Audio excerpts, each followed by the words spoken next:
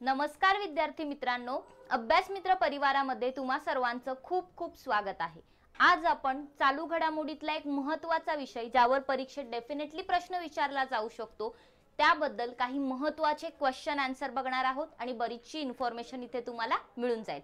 चला तर मित्रांनो, या लेक्चरला आपण सुरुवात करूया। पद्म पुरस्कार जे आहेत, मग ज्यामध्ये पद्मश्री, पद्मविभूषण, ठीक आहे, हे जे पुरस्कार आहेत ते ज्यामध्ये येतात असं पद्म पुरस्कार आपल्याला बघायचे आहेत की कोणाकोणाला यावर्षीचे पद्म पुरस्कार मिळालेले आहेत आणि त्याविषयी काही गोष्टी। तर लेक्चर सुरू करण्याआधी जस्ट तुम्हाला एक अपडेट द्यायचा आहे। आपण कंबाईन यशवंत बॅच सुरू करत आहोत। येणाऱ्या 2024 च्या कंबाईन पूर्व परीक्षेसाठी, गट ब गट क पूर्व परीक्षेसाठी आपण एक नवीन बॅच लॉन्च करत आहोत। लवकरच ही बॅच सुरू होणार आहे। तर या बॅच मध्ये तुम्हाला live lectures, recorded lectures, notes, test series या सर्व गोष्टी आपण उपलब्ध करून देत आहोत। सो ही बॅच फक्त 1499 रुपयामध्ये तुम्हाला मिळणार आहे। सर्वांनी ही बॅच जॉईन करायची आहे। डेफिनेटली तुमची एक चांगली तयारी आपण या बॅचच्या माध्यमातून करून घेणार आहोत। सो अभ्यास मित्राचे ऍप्लिकेशन सर्वांनी डाउनलोड करून ठेवा आणि काही जर तुम्हाला क्युरीज असतील, कॉन्टॅक्ट नंबर दिलाय त्यावर कॉल किंवा मेसेज करून तुम्ही आपले काय करू शकता, तुमचे जे काही डाऊट आहेत ते विचारू शकता। सोबतच राज्यसेवेची तयारी करणाऱ्यांसाठी राज्यसेवेची बॅच सुद्धा आहे। राज्यसेवेची टेस्ट सिरीज सुद्धा आपण लॉन्च केलेली आहे। 28 एप्रिलला पहिली टेस्ट झाली होती जी की सगळ्यांसाठी कॉमन होती, जीएसची टेस्ट होती, पण आता आपण every Sunday subject wise test ठेवलेले आहेत। सो हिस्ट्रीची टेस्ट झाली आहे, आता येणाऱ्या संडेला जिओग्राफीची टेस्ट आहे। सर्वांनी ही टेस्ट सिरीज जॉईन करायची आहे। जर तुम्हाला राज्यसेवेची तयारी करायची असेल तर फक्त 499 रुपयामध्ये ही टेस्ट सिरीज तुम्हाला विथ विश्लेषण, एक्सप्लेनेशन तुम्हाला मिळणार आहे ऍप्लिकेशनवर। चला तर आपण आपला पहिला प्रश्न किंवा पद्म पुरस्कार जे आहेत थोडंसं एक ब्रीफ त्याविषयी माहिती घेऊया। पद्म पुरस्कार जे आहेत, ठीक आहे, तर आपल्याला माहिती आहे की भारतरत्न हा एक सर्वोच्च पुरस्कार आहे, नागरी सन्मान पुरस्कार आहे की भारतामध्ये भारतरत्न हा सगळ्यात मोठा पुरस्कार आहे। तसाच एक सर्वोच्च नागरी सन्मानांपैकी एक आहे पद्म पुरस्कार, तो सुद्धा एक चांगलाच पुरस्कार आहे। दरवर्षी आपण जेव्हा 26 जानेवारी म्हणजेच आपल्या प्रजासत्ताक दिनाच्या दिवशी काय केला जातो, तर एक प्रजासत्ताक दिनाच्या आदल्या दिवशी 25 जानेवारीला काय केलं जातं, संध्याकाळी साधारणपणे जे काही पद्म पुरस्कार आहेत त्यांची घोषणा केली जाते, ठीक आहे, आणि कोणाकोणाला देणार आहेत मग ते 26 जानेवारीला दिले जातात। सो हे जे काही पुरस्कार आहे ऍक्च्युअली ते 25 जानेवारीला त्याची घोषणा होते। सो बघा, सार्वजनिक सेवेचा एक घटक असलेला किंवा सर्व क्रियाकलाप, सर्व गोष्टी ज्या आहेत, ऍक्टिव्हिटीज आहेत, सर्व विषय आहेत, क्षेत्र आहेत, त्यांच्यामधली कामगिरी जी आहे ती ओळखण्याचं काम करते। ज्याची सर्वोत्कृष्ट कामगिरी असणाऱ्याला ते मिळतं, ठीक आहे। सो पद्म पुरस्कार हा कोणाच्या मंत्रालयात येतो किंवा कोणाच्या अखत्यारीमध्ये येतो, तर तो गृह मंत्रालयाच्या यामध्ये येतो, ठीक आहे। सो हे लक्षात ठेवायचे, गृह मंत्रालयाच्या अखत्यारीमध्ये पद्म पुरस्कार येत असतात, थोडंसं लक्षात ठेवावं लागेल।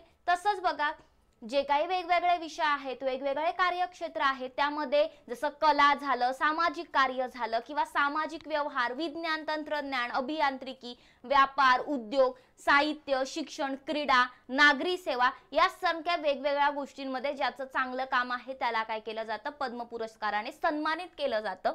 मित्रांनो, पद्म पुरस्कार जो आहे त्याची सुरुवात 1954 साली झाली होती बघा।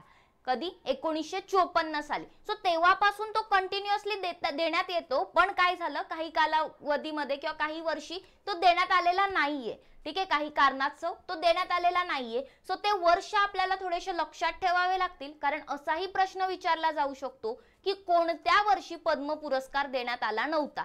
म्हणजे डायरेक्टली असाच प्रश्न येईल असं नाही, पण एखादं स्टेटमेंट ते पण ऍड होऊ शकतं। मग लक्षात ठेवा, 1978, 1979, 78-79 सलग, त्यानंतर 1993 पासून 1997च्या पिरियड मध्ये सुद्धा काय केलं होतं, हे जर कालावधी वगळला तर बाकी दरवर्षी पद्म पुरस्कार देण्यात येतात। मग कोणते? 78, 79 आणि 93 पासून 97 पर्यंत, म्हणजे 93, 94, 95, 96, 97 असे 5 वर्ष आणि हे 2 वर्ष, असे टोटल 7 वर्ष पद्म पुरस्कार जे आहेत ते काय केलेले होते, वगळलेले आहेत, दिलेले नव्हते, ठीक आहे। बाकी दरवर्षी ते काय केले जातात, प्रजासत्ताक दिनी जाहीर केले जातात 26 जानेवारीला, राईट।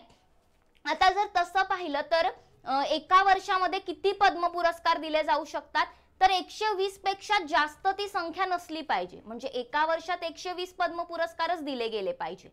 मात्र या 120 पेक्षा जास्त पण तुम्हाला आकडे जाताना दिसतील का? कारण की काही पद्म पुरस्कार हे मरणोत्तर सुद्धा दिले जातात. एखाद्या व्यक्ती मृत पावलेला असेल तर त्याच्या मृत्यूनंतर सुद्धा त्याला पद्म पुरस्कार जो आहे तो दिला जाऊ शकतो. तसंच काही परदेशी व्यक्तींना सुद्धा आपण पद्म पुरस्कार देतो. मग या केसमध्ये मरणोत्तर दिलेले पद्म पुरस्कार आणि परदेशी व्यक्तींना दिलेले पद्म पुरस्कार हे वेगळे काउंट केले जातात. 120 पद्म पुरस्कार जे आहेत ते भारतीय आणि जिवंत असलेल्या व्यक्तींना दिले जातात. त्या व्यतिरिक्त मग मरणोत्तर आणि परदेशी व्यक्तींचे वेगळे.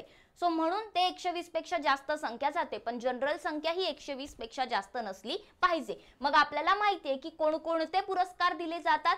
एक म्हणजे पद्मविभूषण, दुसरं म्हणजे पद्मभूषण आणि तिसरं म्हणजे पद्मश्री. मग बघा या हे तिन्ही सुद्धा काय आहेत?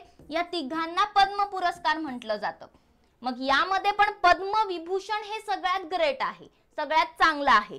पद्मभूषण हे सेकंड नंबरला येतं आणि थर्ड येतं पद्मश्री. ठीक आहे, पण अगेन मग हे थर्ड येतं म्हणजे हे लोक नाही, कोणालाही सहजासहजी मिळत नाही. जे चांगलं कार्य करतात त्यांनाच ते मिळतं. ठीक आहे, सो बघा पहिलाच प्रश्न आपल्याला इथे दिलेला आहे की 2024 मध्ये किती जणांना पद्म पुरस्कार देण्यात आलेले आहेत.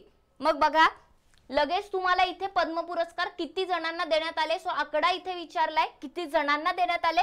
120 जणांना जरी द्यायचे असतात पण मरणोत्तर आणि परदेशी व्यक्ती पकडून 2024 मध्ये 132 जणांना काय करण्यात आलेलं आहे तर पद्म पुरस्कार जे आहेत ते देण्यात आलेले आहेत. मग जर तुम्ही पाहिलं तर राष्ट्रपती जे आहेत आपल्या राष्ट्रपतींच्या हस्ते पद्म पुरस्कार देण्यात येतं. ठीक आहे, मंजुरी मिळते. सो 132 पद्म पुरस्कारांना मंजुरी मिळालेली होती 2024 साठी. आणि यामध्ये जर तुम्ही पाहिलं तर पद्मविभूषण जे होते, पद्मविभूषण फक्त 5 जणांना मिळालेलं आहे. त्यानंतर 17 जणांना पद्मभूषण आणि जे 110 लोक आहेत त्यांना पद्मश्री पुरस्कार जो आहे तो देण्यात आलेला आहे. ठीक आहे, मग बघा हे आकडे थोडेसे लक्षात ठेवा की ऍटलीस्ट पद्मविभूषण लक्षात ठेवा 5 जणांना देण्यात आलेला आहे आणि पद्मभूषण 17 व्यक्तींना देण्यात आलेलं आहे. मग आता जर तुम्ही पाहिलं तर पद्म पुरस्कार जे आहेत यांच्या विजेत्यांची घोषणा कोणत्या दिवशी केली जाते असा प्रश्न विचारलेला आहे. मग मी तुम्हाला मगाशीच म्हटलं की याची घोषणा ही प्रजासत्ताक दिनी केली जाते. जाहीर कधी केले जातात? प्रजासत्ताक दिनी, गणतंत्र दिवस 26 जानेवारीला ते जाहीर केले जातात. तसंच पद्म पुरस्कार जे आहेत ते कोणाच्या हस्ते, ठीक आहे, कोणाला नाही कोणाच्या हस्ते दिले जातात. कोणाच्या हस्ते दिले जातात? राष्ट्रपतींच्या हस्ते पद्म पुरस्कार दिले जातात. सो आपल्या आताच्या राष्ट्रपती आहेत द्रौपदी मुर्मू यांच्या हस्ते यावर्षीचे पद्म पुरस्कार जे आहेत ते देण्यात आलेले आहेत. राईट, मग बघा राष्ट्रपती द्रौपदी मुर्मू जे आहेत तर यांनी भारताच्या या काय आहेत 15व्या आणि वर्तमान राष्ट्रपती म्हणून त्या कार्यरत आहेत. त्यांनी यावर्षीचे पद्म पुरस्कार दिलेले आहेत. नेक्स्ट क्वेश्चन आपल्याला असा होता की 2024 मध्ये किती जणांना पद्मविभूषण पुरस्काराने सन्मानित करण्यात आलेले आहे. मी किती जणांना म्हटलं? 5 जणांना पद्मविभूषण मिळालेलं आहे. सो ऑप्शन नंबर 3 हे यामध्ये करेक्ट उत्तर येतं. मग नुसतं 5 जणांना मिळाले असं नाही, ते कोण आहेत 5 जण ते पण आपल्याला माहिती असलं पाहिजे. ठीक आहे, शक्यतो बघा आपलं आहे ना आपण जास्त असं लोकांना सर्च नाही करत किंवा सर्च नाही करत. सो आपल्याला फारसं माहिती नसतं. सो हे जे पद्म पुरस्कारांची नावं असतात आपल्याला फिल्मफेअर वगैरे लगेच कळतं कोणाला दिलं ते आपल्याला पटकन समजतं, पण आपण अशा गोष्टींना इग्नोर करतो. सो ही नावं लक्षात राहत नाही. मग ऍटलीस्ट पद्मविभूषण पद्मभूषणची तरी नावं लक्षात ठेवायची. बघा पद्मविभूषण पुरस्काराच्या बाबतीत जर पाहिलं तर ते यावर्षी 5 जणांना मिळालेला आहे. या 5 जणांमध्ये पहिली व्यक्ती आहे ती म्हणजे वैजयंतीमाला बाळी, श्री वैजयंतीमाला बाली. तर ह्या ज्या आहेत त्या कला क्षेत्रामध्ये त्यांचं काम राहिलेलं आहे. त्याचबरोबर या तमिळनाडू राज्याच्या आहेत. सेकंड आहेत कोनिडेला चिरंजीवी. ठीक आहे, सो कला क्षेत्रामध्ये त्यांचं नृत्य. सेकंड आहेत कोनिडेला चिरंजीवी, अगेन हे पण कला क्षेत्रामध्ये राहिलेले आहेत. त्याचबरोबर जर तुम्ही पाहिलं तर आंध्र प्रदेश राज्याचे ते आहेत. पुढे श्री एम व्यंकय्या नायडू. व्यंकय्या नायडू सर्वांना माहिती असतील, बरोबर. सो व्यंकय्या नायडू यांना सार्वजनिक घडामोडीमध्ये आंध्र प्रदेशचे आहेत ते सार्वजनिक घडामोडी या क्षेत्रातून त्यांना काय मिळालेलं आहे पद्मविभूषण मिळालेलं आहे. नेक्स्ट आहेत बिंदेश्वर, श्री बिंदेश्वर पाठक यांना मरणोत्तर पद्मविभूषण मिळालेलं आहे. मग हे इथे इम्पॉर्टंट ठरतं. यांना समाज कार्यासाठी, हे बिहारचे आहेत, यांना समाज कार्यासाठी पद्मविभूषण दिलेलं आहे. कधी? मरणोत्तर दिले. मग असा प्रश्न येऊ शकतो की मरणोत्तर पद्मविभूषण 2024 मध्ये कोणाला देण्यात आलेला आहे? श्री बिंदेश्वर पाठक यांना देण्यात आलेलं आहे. समाज कार्यामध्ये त्यांनी कार्य केलेलं आहे, समाजकार्य केलेलं आहे, बिहारचे ते आहेत. आणि पाचवे व्यक्ती आहेत सुश्री पद्मा सुब्रमण्यम, अगेन कला क्षेत्रामध्ये तमिळनाडू राज्याच्या त्या आहेत. सो त्यांना सुद्धा पद्मविभूषण मिळालेलं आहे. सो हे पद्मविभूषण विजेत्यांची 5 व्यक्तींची नावं दिलेली आहेत. थोडंसं हे 5 नावं पाठ असले पाहिजे. नेक्स्ट, 2024 मध्ये किती महिलांना पद्म पुरस्काराने सन्मानित करण्यात आलेलं आहे? मग बघा, इथे तुम्हाला 2024 मध्ये किती महिलांना पद्म पुरस्कार दिलाय हे विचारले. सो थोडंसं स्पेसिफिक आहे, आकडा माहिती असला पाहिजे. 30 महिलांना. किती? सो 33% असं आरक्षण आपल्याला थोडंसं लक्षात असतं. इथे 33 नाही पण 30 लक्षात ठेवायचं. 30 महिलांना 2024 मध्ये पद्म पुरस्काराने सन्मानित करण्यात आलेलं आहे. मग नेक्स्ट क्वेश्चन आपल्याला असा विचारलेला आहे की 2024 मध्ये किती जणांना पद्मभूषण पुरस्काराने सन्मानित करण्यात आलेला आहे? पद्मविभूषण 5 जणांना मिळाले, पद्मभूषण 17 व्यक्तींना मिळालेलं आहे. पद्मभूषण 17 व्यक्तींना मिळालेलं आहे. अशा प्रकारचं मेडल मिळतं. मग बघा, हे जे पद्मभूषण विजेते आहेत यामध्ये फातिमा बीवी जे आहेत यांना मरणोत्तर पद्मभूषण मिळालेलं आहे. सो थोडंसं हे लक्षात ठेवावं लागेल. सार्वजनिक घडामोडीमध्ये, बरोबर, त्यानंतर केरळ राज्याच्या होत्या त्या. तसंच साहित्य आणि शिक्षण पत्रकारितामध्ये होर्मुझजी एन कामा या महाराष्ट्राच्या आहेत. तर यांना काय मिळालेलं आहे? तर यांना सुद्धा पद्मभूषण पुरस्कार मिळाले. मिथुन चक्रवर्ती सगळ्यांना माहिती असतील, मिथुनदा. सो कला क्षेत्रामध्ये त्यांना, पश्चिम बंगालचे आहेत ते ऑब्विसली, मिथुन चक्रवर्ती यांना पद्मभूषण पुरस्कार मिळालेला आहे. सीताराम जिंदल व्यापार उद्योग क्षेत्रामध्ये त्यांना, कर्नाटकचे आहेत ते, सीताराम जिंदल यांना सुद्धा काय मिळालेलं आहे? पद्मभूषण. यंग लिऊ यांना व्यापार आणि उद्योग क्षेत्रात, तैवानचे आहेत. मग हे कोण झाले? परकीय झाले ना, तैवानचे आहेत म्हटल्यानंतर. सो ह्यांना पण काय मिळालेलं आहे? पद्मभूषण. सो थोडंसं हे पण लक्षात ठेवायचं की कोणत्या परकीय व्यक्तीला किंवा कोणत्या परदेशी व्यक्तीला काय मिळाले? पद्मभूषण. यंग लिऊ यांना, कुठले? तैवानचे आहेत ते. अश्विन बालचंद मेहता या महाराष्ट्राचे आहेत ते, यांना औषधामध्ये, औषध क्षेत्रामध्ये, ड्रग क्षेत्रामध्ये त्यांना काय मिळालेलं आहे? पद्मभूषण पुरस्कार मिळालेला आहे. नेक्स्ट आहेत सत्यव्रत मुखर्जी, यांना सुद्धा मरणोत्तर सार्वजनिक घडामोडीसाठी काय मिळालेलं आहे? तर यांना सुद्धा पद्मभूषण पुरस्कार मिळाले. ते पश्चिम बंगालचे आहेत. अगेन राम नाईक महाराष्ट्रातले, सार्वजनिक घडामोडीसाठी त्यांना पद्मभूषण मिळालंय. तेजस मधुसूदन पटेल गुजरातचे आहेत, पटेल म्हटल्यानंतर, बरोबर, औषध क्षेत्रामध्ये त्यांना पद्मभूषण मिळालेलं आहे. ओलांचेरी राजगोपाल सार्वजनिक घडामोडी, केरळचे आहेत ते. अगेन दत्तात्रय अंबादास मयालू कला क्षेत्र, तसंच त्यांना राजदत्त असं सुद्धा म्हटलं जातं. सो महाराष्ट्रातले आहेत, यांना सुद्धा पद्मभूषण. तर तोगदानरीन पोछे मरणोत्तर यांना अध्यात्मवादासाठी, लडाखचे आहेत ते, यांना पद्मभूषण पुरस्कार मिळालेला आहे. थोडंसं लडाखचे आहेत म्हटल्यानंतर थोडासा प्रश्न येऊ शकतो आणि त्यातल्या त्यात मरणोत्तर पण मिळालंय, तोगदानरीन पोछे. बघा, सगळीच नावं पाठ ठेवणं सोपं नाही, पण ऍटलीस्ट सारखं जर रिवाइज केलं तर काहीतरी एलिमिनेट करू शकतो. पुढे जाऊया. प्यारेलाल शर्मा, प्यारेलाल शर्मा यांना कला क्षेत्रामध्ये पुरस्कार मिळालेला आहे, पद्मभूषण, महाराष्ट्राचे आहेत. चंदेश्वर प्रसाद ठाकूर यांना औषध क्षेत्रामध्ये, बिहारचे आहेत. उषा उथुप कला, पश्चिम बंगालचे आहेत. विजयकांत यांना मरणोत्तर पुरस्कार मिळालेला आहे, पद्मभूषण. सो कला क्षेत्रातले आहेत, तमिळनाडूचे आहेत. कुंदन व्यास साहित्य आणि शिक्षण पत्रकारितासाठी यांना, कला जे काही क्षेत्र आहे यांना साहित्य पत्रकारितामध्ये पद्मभूषण मिळालेलं आहे, महाराष्ट्रातले आहेत. मग बघा, आपण 17 व्यक्तींना पद्मभूषण मिळालेलं आहे. यांची नावं पाहिली. यामध्ये एक परकीय होता, एक परदेशी व्यक्ती होता आणि 3 मरणोत्तर, बरोबर. कोण कोण? विजयकांत, त्याचबरोबर सत्यव्रत मुखर्जी, तोगदानरीन पोछे 4 होते मरणोत्तर आणि एक फातिमा बीवी, असे 5 मरणोत्तर, 4 मरणोत्तर आणि एक परदेशी व्यक्तीला मिळालेला आहे, यंग लिऊ, बरोबर. सो असे 4 मरणोत्तर, एक परकीय, या 5 लोकांना पद्मभूषण जे आहे ते मिळालेलं आहे एक्स्ट्रा.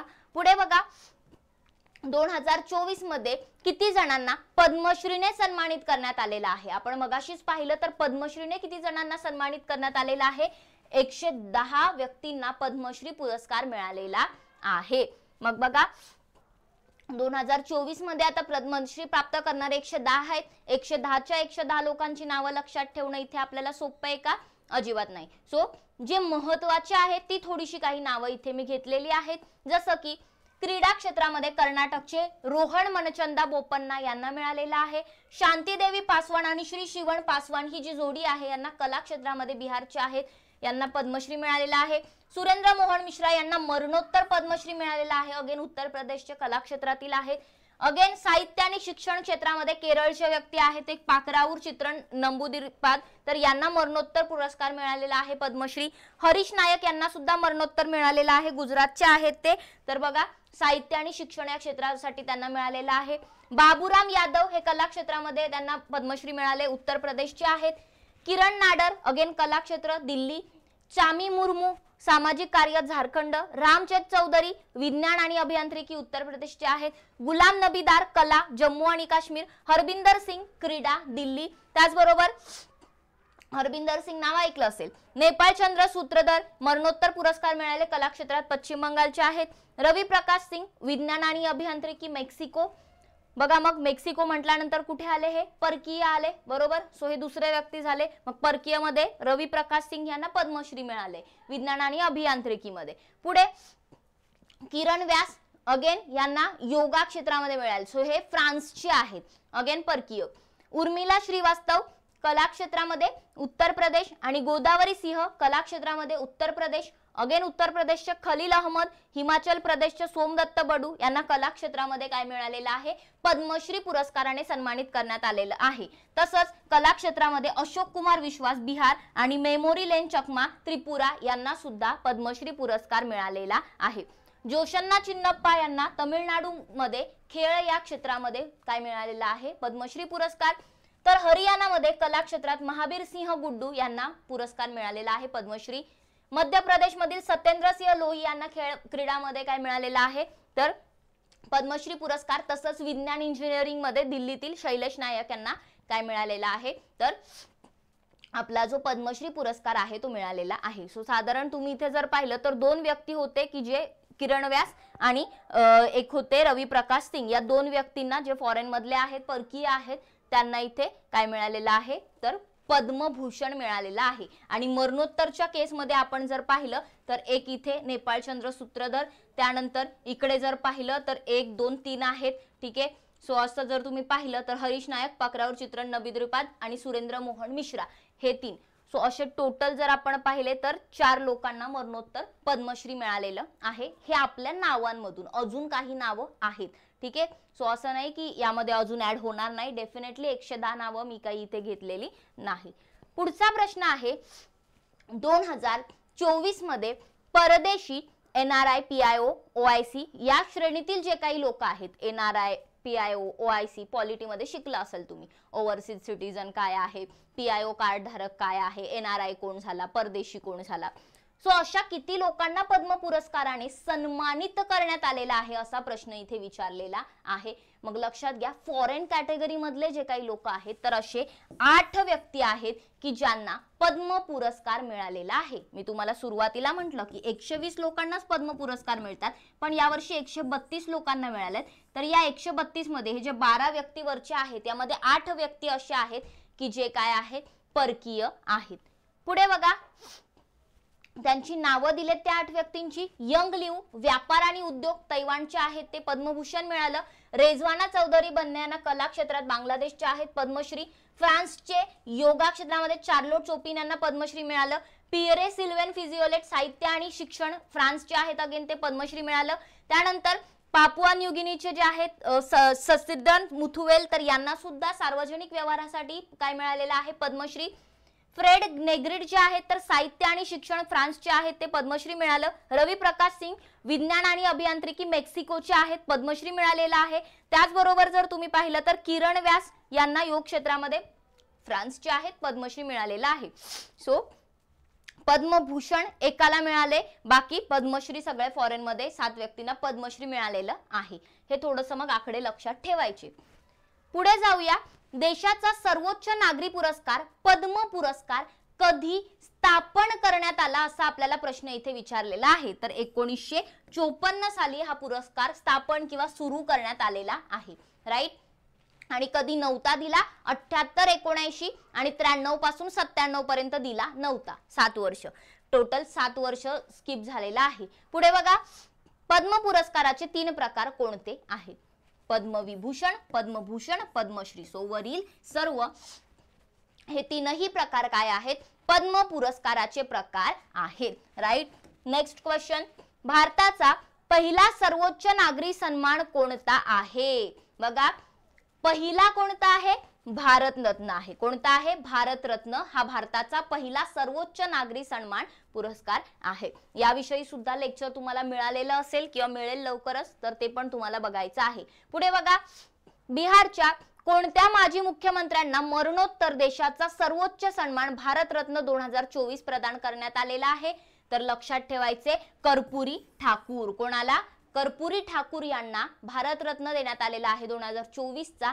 हे बिहारचे माजी मुख्यमंत्री आहेत. ठीक आहे. सो थोडंसं यांच्याविषयी आपल्याला माहिती असली पाहिजे, कारण यावर प्रश्न येऊ शकतो. मग बघा, कर्पुरी ठाकूर जे आहेत त्यांनी मागासवर्गीय जे आहेत, बॅकवर्ड क्लासेसच्या हितासाठी, त्यांचं समर्थन करण्यासाठी त्यांना ओळखलं जात होतं.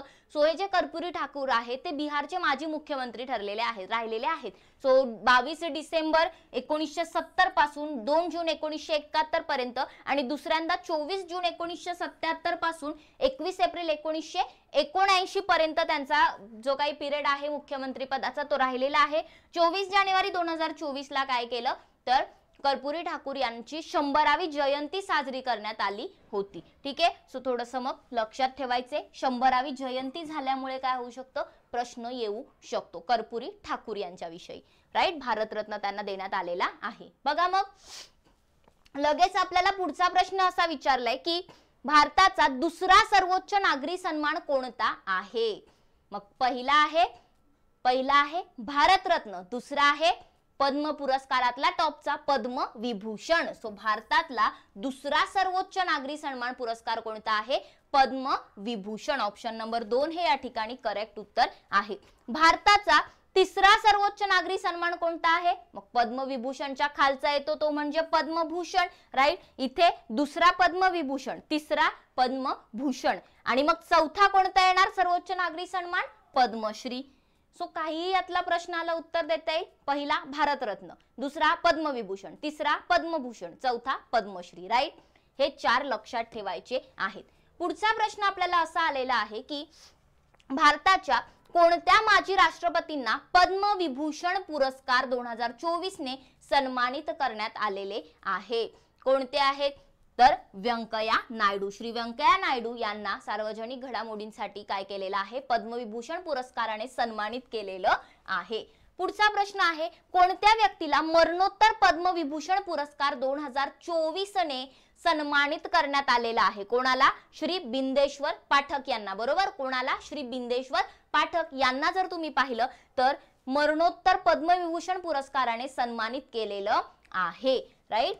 मग बघा, बिंदेश्वर पाठक जे आहेत तर यांनी काय केलं, तर सुलभ शौचालय संस्था जी आहे ती स्थापन केली. ठीक आहे. म्हणजे एक थोडक्यात सोशल वर्क केलेला आहे, सामाजिक कार्य केलेलं आहे आणि भारतातली स्वच्छता आणि आरोग्याची स्थिती जी आहे ती सुधारली, तसंच सामाजिक बदल घडून आणलेले आहेत. पुढचा प्रश्न आहे, सर्वोच्च न्यायालयाच्या पहिल्या महिला न्यायाधीशांना मरणोत्तर पद्मभूषण 2024 प्रदानित करण्यात आलेले आहे. त्यांचे नाव काय होते? कोण आहेत? फातिमा बीबी. बरोबर. ऑप्शन नंबर 4 फातिमा बीबी यांना काय केलेला आहे, तर 2024 चा पद्मभूषण पुरस्कार देण्यात आलेला आहे, मरणोत्तर मिळालेला आहे आणि या सर्वोच्च न्यायालयाच्या पहिल्या महिला न्यायाधीश आहेत. लक्षात ठेवावं लागेल. ठीक आहे. सो ह्या पहिल्या असल्यामुळे क्वेश्चन बनतो आणि यांनी जर पाहिलं तर जे काही देशातील कोणतीही उच्च न्याय व्यवस्था आहे त्यामध्ये नियुक्त झालेल्या पहिल्या मुस्लिम महिला देखील ठरलेल्या आहेत. ठीक आहे. सो पुढचा प्रश्न आहे, पद्म पुरस्कार 2024 ने किती जणांना मरणोत्तर सन्मानित करण्यात आलेलं आहे? म्हणजे मरणोत्तर किती व्यक्तींना पद्म पुरस्कार मिळालेले आहेत? तर मरणोत्तर 9 व्यक्तींना पद्म पुरस्कार मिळालेत आणि फॉरेनर्स 8. ठीक आहे. सो हे आकडे थोडेसे माहिती असले पाहिजे. मग बघा, ते 9 व्यक्ती कोण आहेत मरणोत्तर पुरस्कार मिळणारे? तर पद्मविभूषण मिळालेला आहे बिंदेश्वर पाठक यांना, मरणोत्तर सामाजिक कार्यासाठी बिहारचे होते. फातिमा बीबी यांना मरणोत्तर पुरस्कार मिळाले सार्वजनिक व्यवहारामध्ये, केरळच्या आहेत त्या.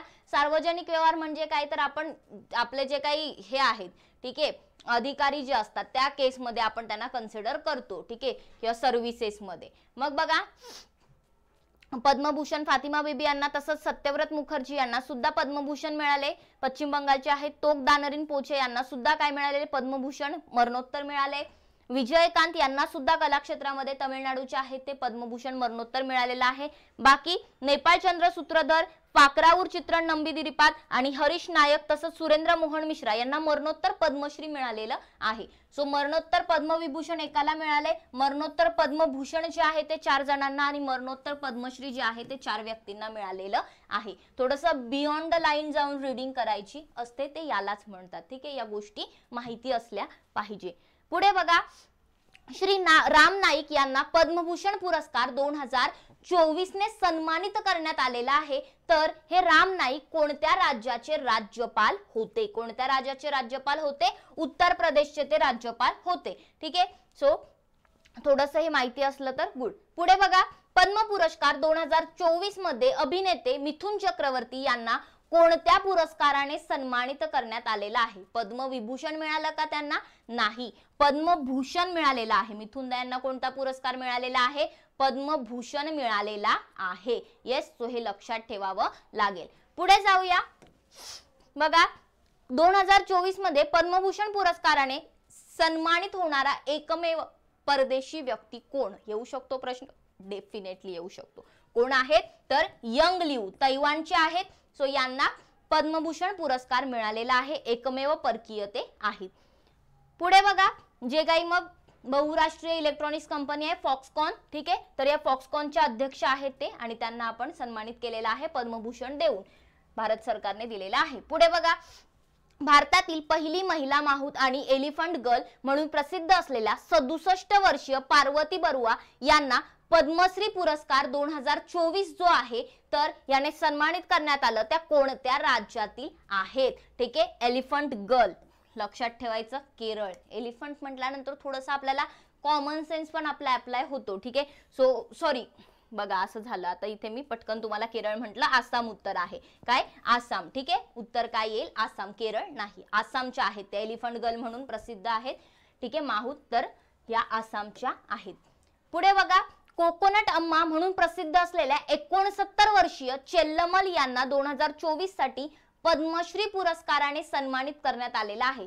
कोणाला काय म्हटलं जातं हे पण मग थोडंसं इथे काय होतं महत्वाचं ठरतं, कोकोनट अम्मा. सो ह्या ज्या कोकोनट अम्मा आहेत, ठीक आहे, तर यांना चेल्लमल, त्यांचं के चेल्लमल हे त्यांचं नाव आहे, तर यांना 2024 चा पद्मश्री पुरस्कार मिळालेला आहे. तर त्या कोणत्या राज्यातील किंवा कोणत्या केंद्रशासित प्रदेशातील आहेत असं आपल्याला इथे विचारलेलं आहे. तर बघा त्या दक्षिण अंदमान मधील आहेत, अंदमान निकोबार या केंद्रशासित प्रदेशातील त्या आहेत, ठीक आहे. थोडंसं लक्षात ठेवा. नेक्स्ट क्वेश्चन आहे पद्मश्री 2024 पुरस्काराने सन्मानित झालेल्या भारतातील पहिल्या हरिकथा गायिकेचे, ठीक आहे. मग हे थोडंसं इम्पॉर्टंट ठरतं की पहिली हरिकथा गायिकेचे नाव काय आहे, पहिल्यांदा असं मिळाले. सो त्या कोण आहेत, उमा महेश्वरी डी, ठीक आहे. सो ऑप्शन नंबर 1 हे या प्रश्नाचं काय आहे, करेक्ट आन्सर येणार आहे. उमा महेश्वरी डी यांना काय भेटलेला आहे तर पद्मश्री पुरस्कार मिळालेला आहे, पहिल्या हरिकथा गायिका त्या आहेत. पुढे बघा 2024 मध्ये कोणत्या टेनिस स्टार खेळाडूला पद्मश्री पुरस्काराने सन्मानित करण्यात आलेलं आहे. तर लक्षात ठेवा कर्नाटकचे रोहन बोपण्णा जे आहेत यांना टेनिस स्टार आहेत ते, बरोबर, त्यांना पद्मश्री पुरस्काराने सन्मानित करण्यात आलेले आहे, कर्नाटकचे आहेत ते. नेक्स्ट क्वेश्चन असा आहे 2024 मध्ये कोणत्या राज्याने सर्वाधिक पद्म पुरस्कार जिंकलेले आहेत. आता इंटरेस्टिंग प्रश्न ठरतो, कोणत्या राज्याने सर्वाधिक जिंकलेले आहेत. लक्षात ठेवण्यासाठी सोपी ट्रिक, तुम्हाला लक्षात ठेवायची सोपी ट्रिक म्हणते, सॉरी, लक्षात ठेवायचं महाराष्ट्राने जिंकलेले आहेत. का लक्षात ठेवायचं, थोडंसं इम्पॉर्टंट ठरतं एमपीएससी साठी म्हणा किंवा आपल्या ज्या स्टेट सर्व्हिसेसच्या एक्झाम आहेत मग महाराष्ट्रावरचे प्रश्न जास्त असतात.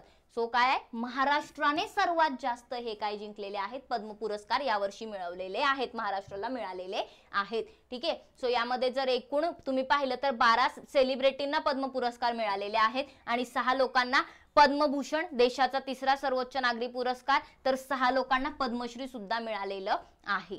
सो हे थोडंसं आपल्यासाठी मग डेटा जो आहे तो इथे इम्पॉर्टंट ठरतो. पुढचा प्रश्न असा विचारलेला आहे की 2024 मध्ये कोणत्या अनुभवी स्क्वॅश खेळाडूला पद्मश्री पुरस्काराने सन्मानित करण्यात आलेले आहे? कोणत्या? जोशना चिन्नप्पा तमिळनाडूचे आहेत, यांना काय केलेलं आहे तर यांना सुद्धा पद्मश्री पुरस्कार मिळालेला आहे। मग बघा पद्मश्री पुरस्कार प्राप्त खेळाडू कोण कोण आहेत? रोहन बोपन्ना टेनिस मध्ये ऍथलीट आहेत, ठीक आहे, जोशना चिन्नप्पा स्क्वॅश खेळाडू, त्यानंतर उदय विश्वनाथ देशपांडे मल्लखांबचे कोच आहेत ते, ठीक आहे, त्याचबरोबर गौरव खन्ना बॅडमिंटनचे प्रशिक्षक आहेत, सत्येंद्र सिंग लोहिया जलतरण मध्ये ऍथलीट आहेत, हरबिंदर सिंग हॉकीचे प्रशिक्षक आहेत, पूर्णिमा मोहतो तीरंदाजी मध्ये माजी खेळाडू आणि प्रशिक्षक आहेत त्या आताच्या। सो यांना एवढ्या खेळाडूंना काय मिळालेला आहे? पद्मश्री पुरस्कार मिळालेला आहे। किती झाले ते खेळाडू? 7 खेळाडू आहेत, यांना पद्मश्री पुरस्कार मिळालेला आहे। पुढे जाऊया, जिंदाल ॲल्युमिनियमचे अध्यक्ष आणि व्यवस्थापकीय संचालक सीताराम जिंदाल कर्नाटकचे आहेत, त्यांना पद्मविभूषण पुरस्कार 2024 ने सन्मानित करण्यात आलं। आणि बँकर कल्पना जे आहे मोरपिया महाराष्ट्र या जागतिक गुंतवणूक बँक जेपी मॉर्गन अँड कंपनीच्या भारतीय युनिटच्या सीईओ आहेत, बरोबर। सो त्यांना 2024 चा पद्मश्री पुरस्कार जो आहे तो मिळालेला होता। तसंच HCL टेक्नॉलॉजीचे संस्थापक शिव नाडर यांची पत्नी किरण नाडर यांना सुद्धा जो पद्मश्री पुरस्कार आहे तो मिळालेला आहे। सो इथे काही इम्पॉर्टंट गोष्टी आपल्याला दिलेल्या आहेत, जसं की आदिवासी कल्याणासाठी जर तुम्ही पाहिलं तर जे काही समर्पित झालेले झारखंडच्या जशपूर जिल्ह्यातील आदिवासी कल्याण कार्यकर्ता आहेत कोण? योगेश्वर यादव। सो यांना सुद्धा पद्मश्री पुरस्कार मिळालेला आहे। काही व्यक्तींची नावे इथे दिलेत। तसंच बेदर निराधार महिला अनाथ आणि अपंग लोकांच्या चांगल्यासाठी काम करणारे सिरसा येथील एक अपंग सामाजिक कार्यकर्ते आहेत गुरविंदर सिंग, ठीक आहे, सो 52 वर्षाचे आहेत, तर यांना 2024 साठी पद्मश्री पुरस्काराने सन्मानित करण्यात आलेलं आहे। मग ही काही नावं आपल्याला एक्स्ट्राची इथे मिळालेली आहेत। नेक्स्ट क्वेश्चन असा विचारलेला आहे की पद्म पुरस्कार एका वर्षात किती जणांना दिला जाऊ शकतो? सगळ्यात पहिलं स्टेटमेंट माझं होतं की पद्म पुरस्कार एका वर्षात फक्त 120 जणांना दिला जाऊ शकतो, ठीक आहे, पण यावर्षी 132 लोकांना दिले, तर ते 120 म्हणजे जिवंत आणि भारतातले व्यक्ती, पण मग मरणोत्तर आणि परकीय मिळून ते 120 च्या पुढे जाऊ शकतो आकडा। पुढे बघा, पद्म पुरस्कार मध्ये किती रोख रक्कम दिली जाते? 1 कोटी 50 लाख 10 लाख की कोणतीही रोख रक्कम नाही? लक्षात घ्या मित्रांनो, पद्म पुरस्कारासाठी कुठलीही रोख रक्कम दिली जात नाही, तुम्हाला हे मेडल्स मिळतात, ठीक आहे, रोख रक्कम मिळत नाही, कोणतीही रोख रक्कम नाही। सो ऑप्शन नंबर 4 हे या ठिकाणी करेक्ट उत्तर ठरत आहे। पुढे बघा, कोणत्या वर्षी पद्म पुरस्कार दिला गेला नाही? 1978 ला दिला गेला नाही, 79 ला दिला गेला नाही आणि 93 ते 97 पण दिला गेला नव्हता, म्हणजे वरील सर्व वर्षी दिलेला नाहीये पद्म पुरस्कार, राईट। पुढे जाऊया, पद्मविभूषण पुरस्कार प्राप्त करणारा पहिला खेळाडू कोण? आता इथे तुम्हाला असं विचारले की पहिला खेळाडू कोण, ठीक आहे, सो थोडंसं पहिलं गोष्ट आली, पहिलं वहिलं लक्षात असलं पाहिजे, विश्वनाथन आनंद, बरोबर, सचिन तेंडुलकर नाही, विश्वनाथन आनंद, ठीक आहे। पुढे बघा, तर आपल्याला माहिती आहे की ह्यांना जर तुम्ही पाहिलं तर भारतातला जो सर्वोच्च क्रीडा सन्मान आहे राजीव गांधी खेलरत्न पुरस्कार, ज्याला आता ज्याचं नाव बदललंय आणि मेजर ध्यानचंद पुरस्कार केलेला आहे, तर ह्याचे पण ते पहिले प्राप्तकर्ता होते किंवा पहिल्यांदा हा पुरस्कार त्यांनाच मिळालेला होता। सो यांना पद्मभूषण पण जो काही पुरस्कार आहे तो पण पहिल्यांदा मिळाले पद्मविभूषण, आणि यांनाच विश्वनाथन आनंद यांनाच काय मिळालेला आहे? राजीव गांधी खेलरत्न म्हणजेच मेजर ध्यानचंद पुरस्कार जो आहे तो मिळालेला आहे पहिल्यांदा खेळाडूमध्ये। क्रीडा क्षेत्रातील पद्मश्री मिळवणारे पहिले कोण होते? आता आपल्याला पद्मविभूषणचं विचारलं, तसंच इथे आपल्याला कोणाबद्दल विचारले? पद्मश्री कोणाला मिळालं होतं? तर बलबीर सिंग दोसांझ जे आहेत, तर यांना क्रीडा क्षेत्रामध्ये पहिलं जे काही पद्मश्री पुरस्कार आहे तो मिळालेला होता। सो हॉकी खेळासाठी त्यांना 1957 मध्ये पद्मश्री मिळालेला होता। पुढे बघा, पद्मश्री पुरस्काराने सन्मानित होणारे पहिले खेळाडू कोण होते? ठीक आहे, हे क्वेश्चन इथे थोडासा रिपीट झालेला आहे। पुढचा क्वेश्चन घेऊया आपण। ओके, इथे अच्छा इथे काय झालं?